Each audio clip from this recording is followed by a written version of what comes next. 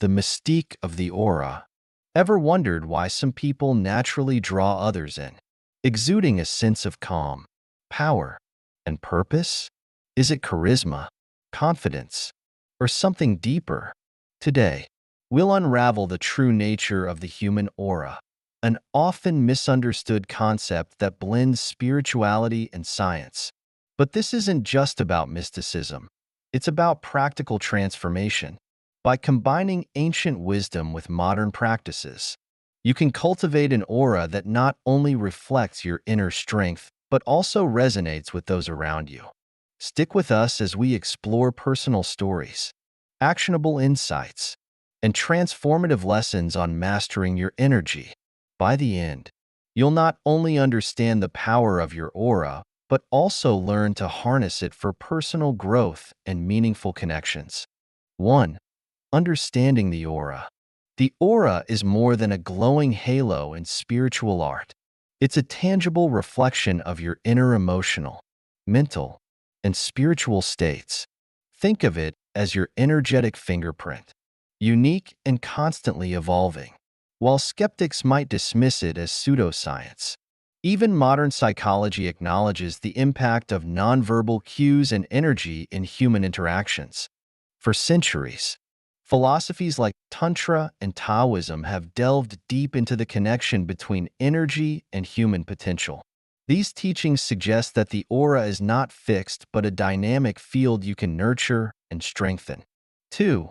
Semen retention as an energetic tool.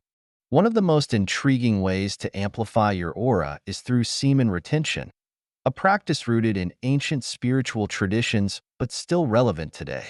Before you imagine this as an exercise in repression, let's clarify, it's about transformation, not suppression. By channeling this potent life force, you create a reservoir of energy that fuels creativity, clarity, and spiritual growth. Take the story of David, a 32-year-old entrepreneur, struggling with burnout. He stumbled upon the concept of semen retention. Initially skeptical, he committed to the practice alongside meditation. Within weeks, he noticed a shift, not just in his energy levels, but in how people responded to him. Colleagues described him as more grounded, focused, and magnetic.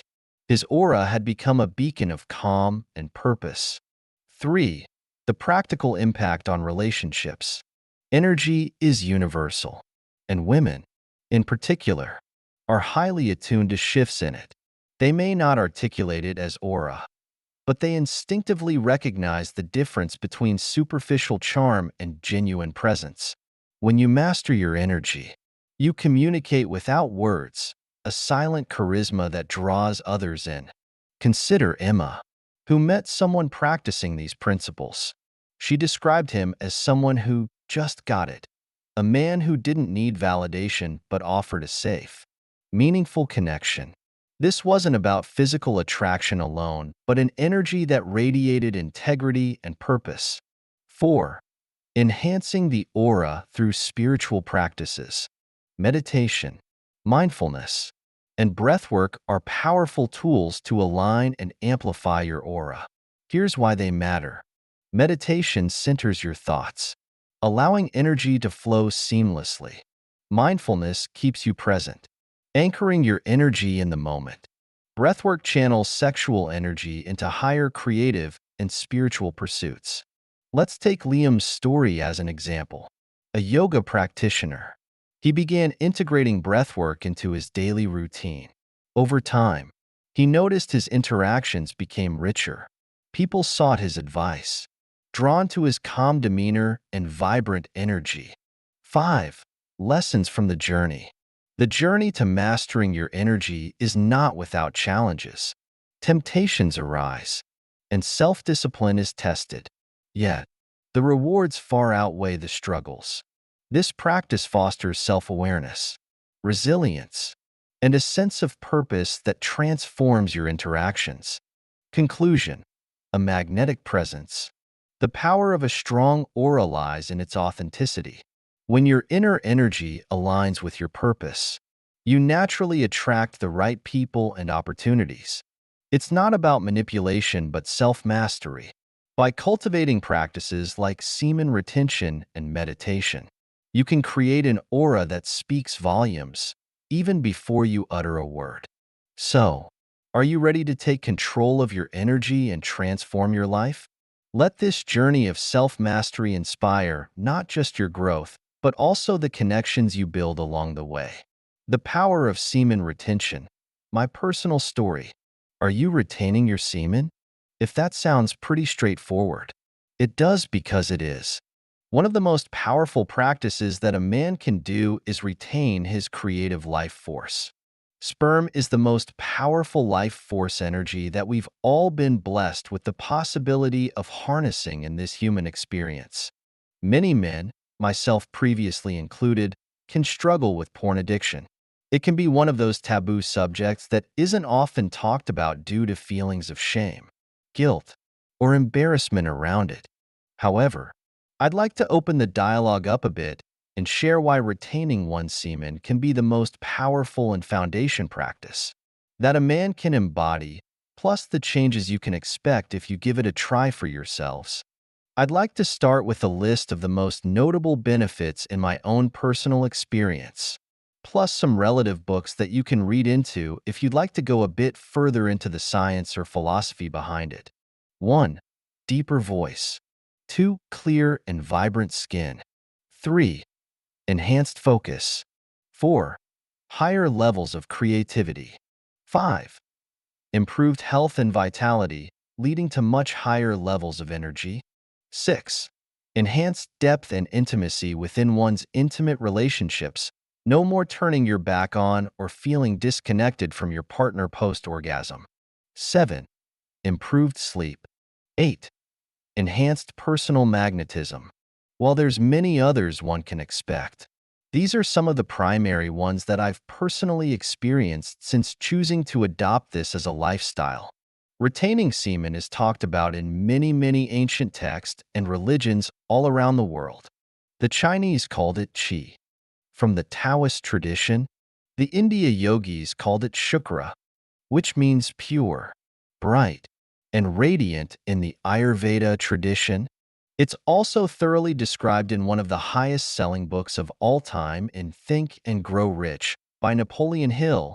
Check out Chapter 11, The Mystery of Sexual Transmutation. However, it's also described at length in Mantak Chia's Awaken Healing Energy Through the Tao, the Taoist secret of circulating internal power. This is a subject that I've never openly discussed or written about before, but I feel it's so paramount to enhancing all areas of one's life that it's truly necessary to lay it as a foundation as a man. Great creators like Nikola Tesla, Albert Einstein, and Steve Jobs all intentionally chose to retain their semen and channel their extremely high levels of creativity towards their professional work and purpose.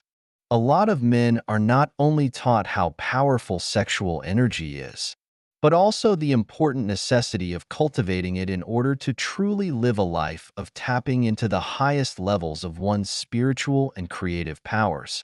Growing up, I was just like many other boys. I remember watching porn for the first time when I was 9 years old. You can read more of what I learned after giving up porn here. I couldn't explain exactly what was going on, but I knew it created an unforgettable excitement in my lower region.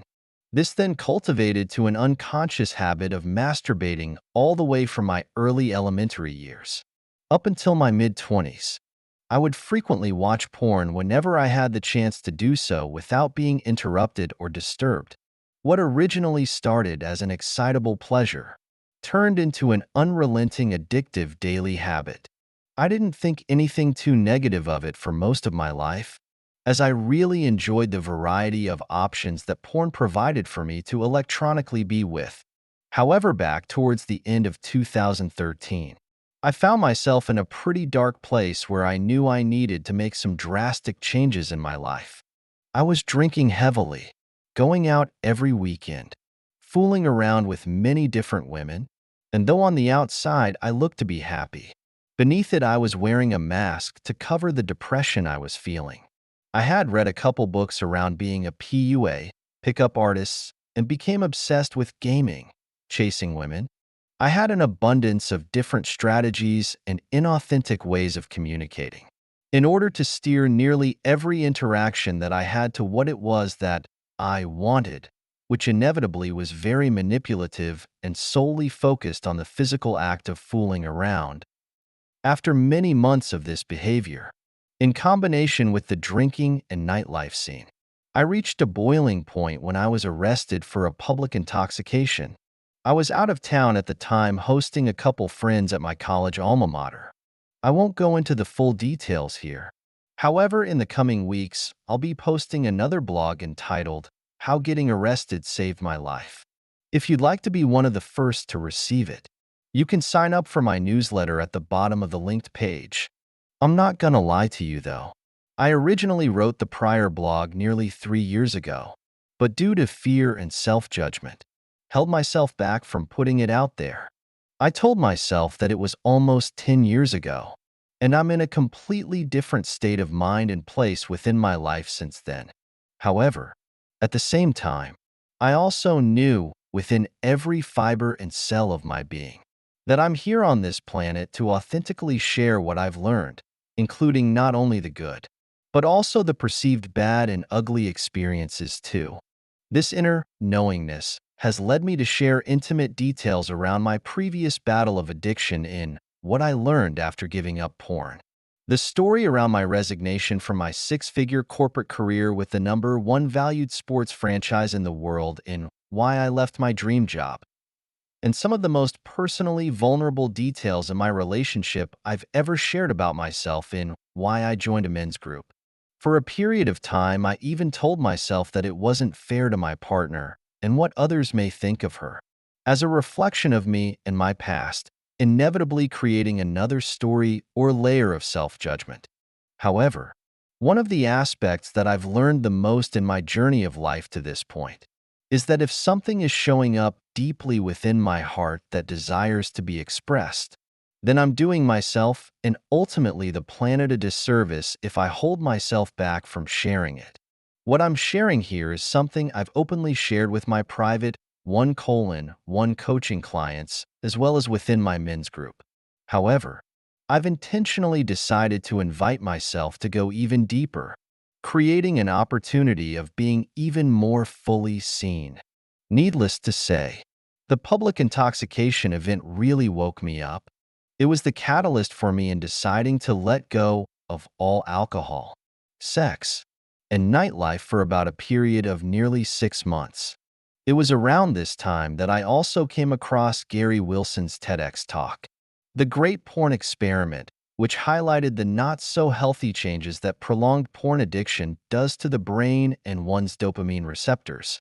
The short version is that it can create such strong neural connections to a variety of virtual pleasures on screen that when the real thing is in front of you, you may become incapable of being aroused by the real thing. I can relate to this firsthand as I remember strongly experiencing different bouts of impotence and erectile dysfunction myself. In as early as my college years, I thought there was something wrong with me, and my ego wouldn't allow me to divulge or share what was going on with my friends at the time.